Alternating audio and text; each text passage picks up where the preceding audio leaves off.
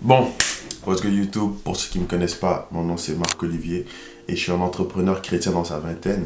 Et sur cette chaîne, dans le fond, je partage mon quotidien et les coulisses de ma vie en tant qu'entrepreneur chrétien aux études à temps plein. Et aujourd'hui, je voulais parler d'un sujet que j'avais à cœur, honnêtement, un sujet que j'avais envie de partager sur YouTube. Et je pense que ça pourrait aussi aider beaucoup de gens, surtout des personnes de mon âge, des personnes de ma génération, des personnes qui veulent se lancer en entreprise ou bien qui ont déjà des business et qui se posent certaines questions. Dans le fond, je voulais parler des réalités de gérer une marque de vêtements. Et même si je parle de marque de vêtements, dans le fond, ça peut vraiment s'appliquer à tout ce qui est entreprise. Ça peut s'appliquer à n'importe quel modèle de business. En tout cas, je crois personnellement. Je pense que ça peut bénéficier à beaucoup de gens parce que ce sont des choses que moi, j'aurais aimé savoir avant de me lancer en affaires. Et le truc qu'il faut savoir, c'est que moi, pour ma part, quand j'ai commencé ma marque de vêtements, dans le fond, j'ai pas vraiment cherché d'apprentissage ailleurs. Je me suis vraiment plus lancé moi-même. J'ai vraiment fonctionné par essai-erreur et j'ai appris beaucoup de choses. Et il y a des choses que ça m'a pris du temps avant de comprendre. Donc, je veux partager certaines des choses que j'ai retenues. Pour l'instant, j'en ai retenu seulement 4, mais je pense que ce sont des choses qui vont aider beaucoup de gens. Et puis, c'est un point de départ. Si jamais j'ai d'autres choses à dire, je préfère une partie 2. Et vous pouvez aussi partager ce que vous avez retenu, partager des choses que vous pensez qui vont bénéficier aux gens dans les commentaires. Donc, c'est vraiment comme vous voulez.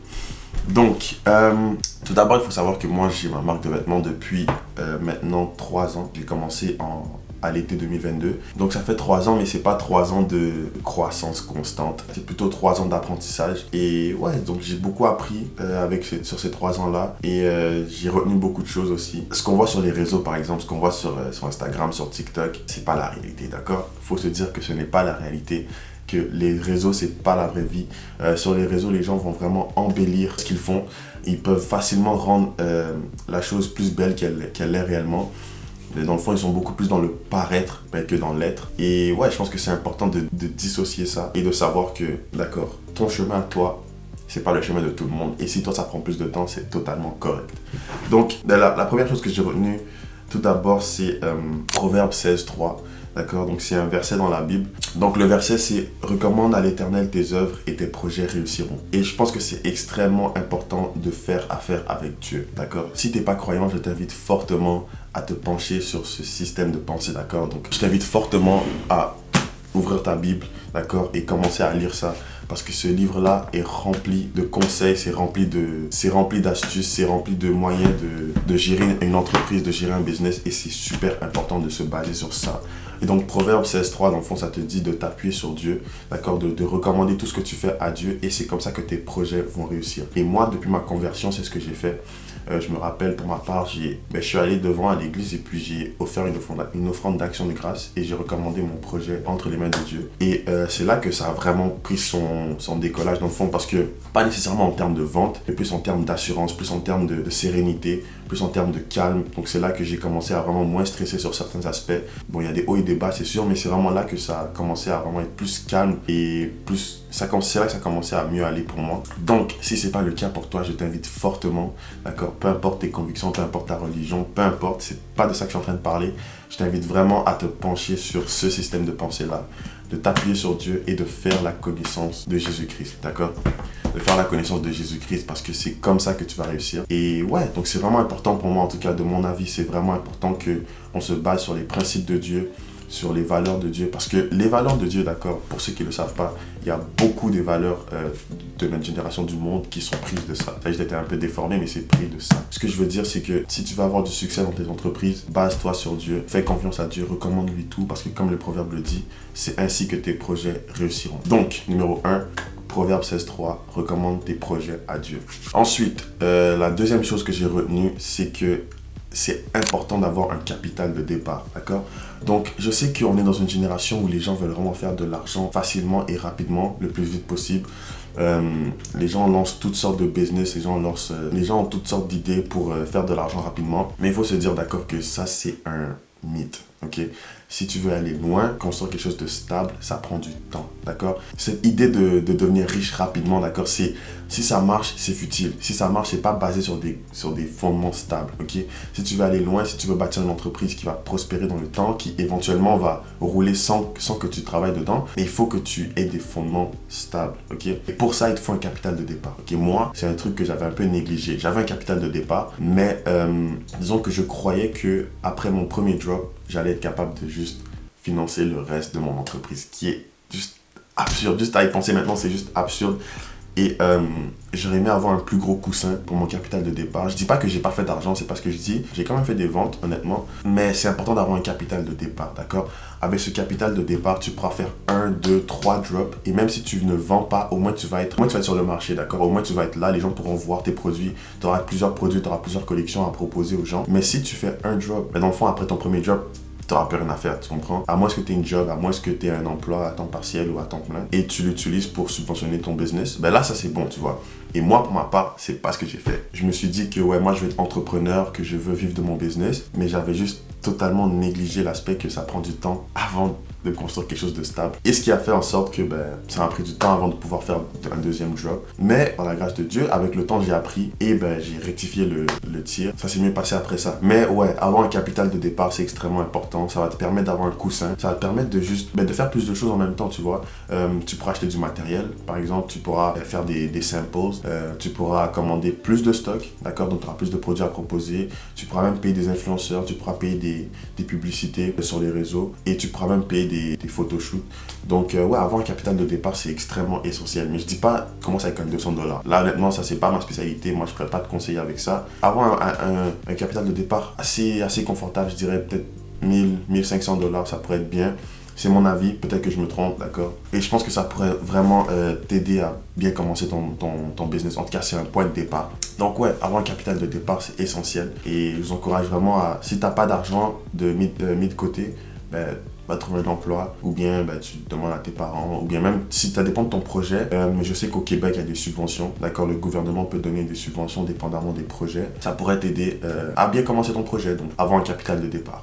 Ensuite, le troisième point que j'ai retenu, c'est la profitabilité. Dans le fond, ça rentre encore dans cette idéologie de faire de l'argent rapidement, mais il faut savoir que, surtout avec une marque de vêtements, tu ne vas pas faire des profits dès ta première année, voire même des fois ça peut prendre 2 à 3 ans avant que tu commences à pouvoir te payer, d'accord? Et ça, c'est la réalité que beaucoup de gens oublient, ok?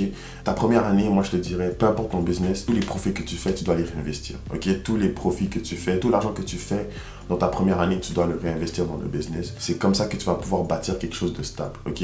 Si dès ton premier payout, tu commences à dépenser l'argent que tu fais, là honnêtement tu pars sur des mauvaises bases. Et ça, c'est une erreur que j'ai fait, d'accord? Je vais être transparent avec vous.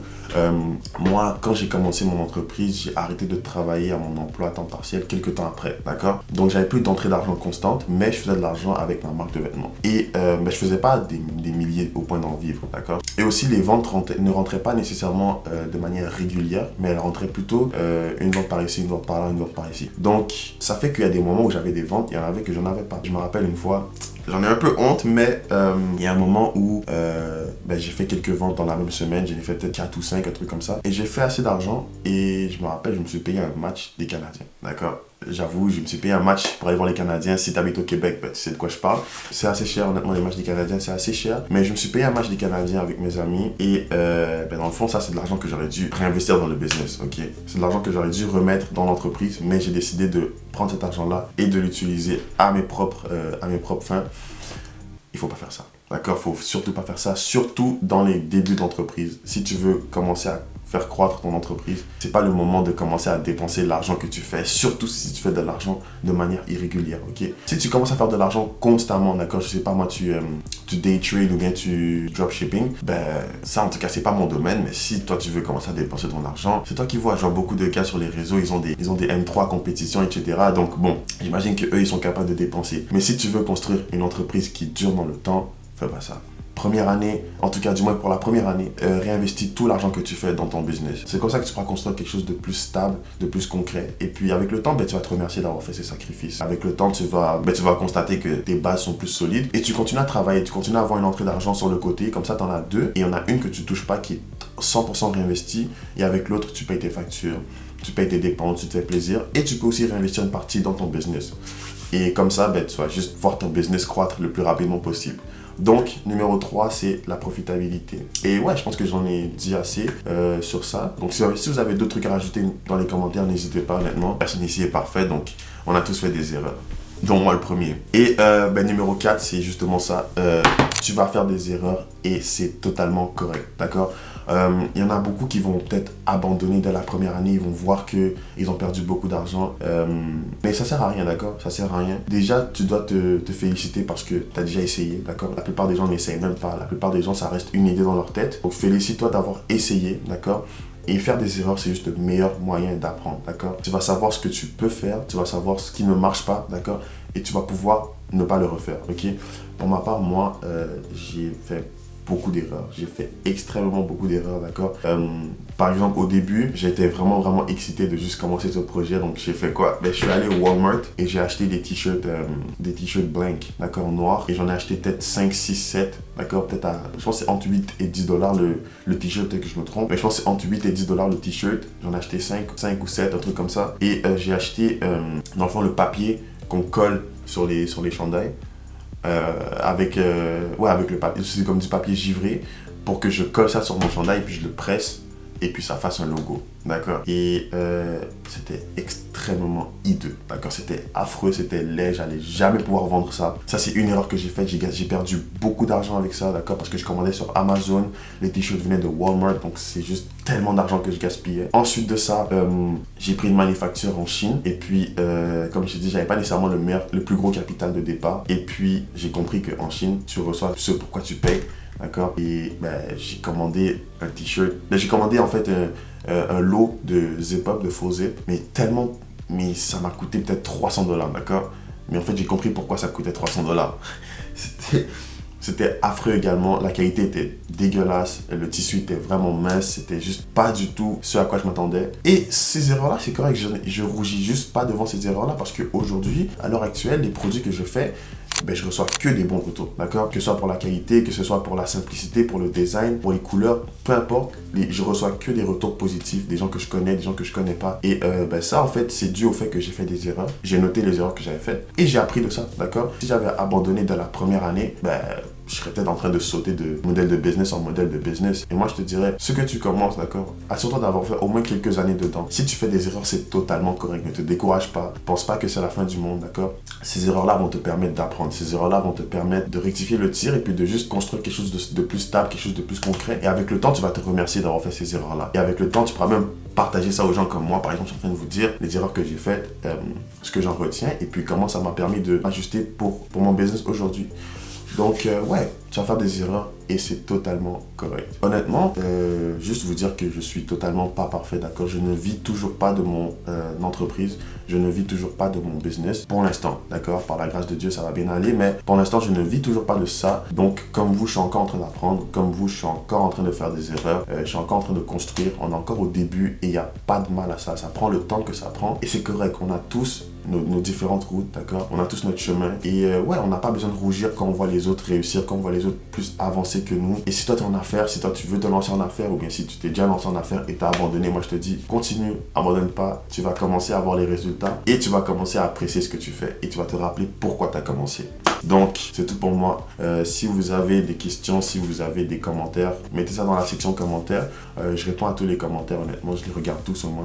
Mais si vous avez des trucs à proposer, honnêtement, dites-les-moi dans les commentaires, je regarde toutes les propositions et puis on est ensemble, on construit cette chaîne YouTube ensemble. Donc, c'est tout pour moi. J'espère que vous avez aimé la vidéo et on s'attrape pour une prochaine vidéo.